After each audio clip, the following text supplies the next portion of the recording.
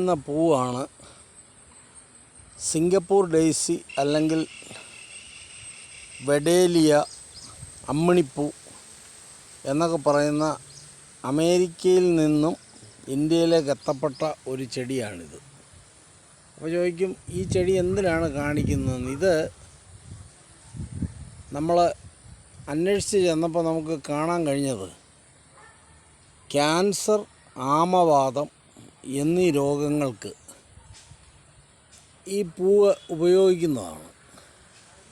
അപ്പം നമ്മളിതിനെ കാണുമ്പം ഒരു പാഴ്ചെടിയായിട്ടാണ് ഇതിനെ നമ്മൾ കാണുന്നത്.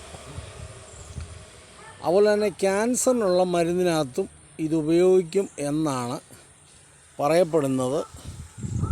അപ്പം ഇതിൻ്റെ ഇംഗ്ലീഷ് പേര് ഞാൻ ഈ വീഡിയോയോടൊപ്പം ചേർക്കുന്നുണ്ട്.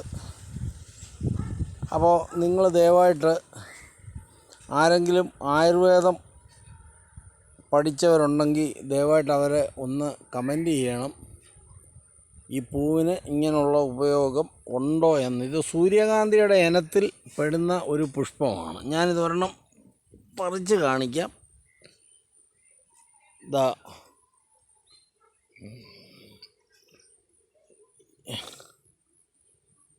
ഇതാണ് ആ പൂവ്.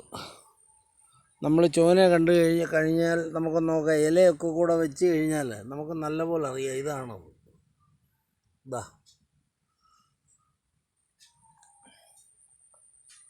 അപ്പോൾ എത്രത്തോളം ഇതുണ്ട് എന്നുള്ളത് ആയുർവേദ ഡോക്ടേഴ്സ് ആരെങ്കിലും ഉണ്ടെങ്കിൽ അവരൊന്ന് കമൻറ്റ് ചെയ്യണം. എനിക്ക് തോന്നുന്നത് ഇത് ശരിയാണെങ്കിൽ ഇതിൽ നിന്നും നമുക്ക് ഈ രോഗങ്ങൾക്കുള്ള ആമവാദം എന്ന് പറയുന്നത് വളരെ വലിയ ഒരു രോഗം തന്നെയാണ്. പല ആളുകൾക്ക് നടക്കാൻ പോലും ഒക്കുകയില്ല, അങ്ങനെയൊക്കെയുള്ളത്. ക്യാൻസറിനും ഇതുകൊണ്ട് മരുന്നുണ്ടാക്കുന്നുണ്ടെന്നുള്ളതാണ് അറിയാൻ കഴിഞ്ഞത്. കാരണം ഇതിപ്പോൾ ഇവിടെ ഒരു പറമ്പിൽ പാഴ്ചെടി പോലെ നിൽക്കുന്നതാണ്. അപ്പോൾ ഇത് കണ്ടിട്ടാണ് നമ്മളിതിൻ്റെ വീഡിയോ എടുക്കുന്നത്. അപ്പം ദയവായിട്ട് ഡോക്ടേഴ്സ്, ആയുർവേദ ഡോക്ടേഴ്സ് ഉണ്ടെങ്കിൽ ഇതിൻ്റെ സത്യാവസ്ഥ ഒന്ന് പറഞ്ഞു തരണം.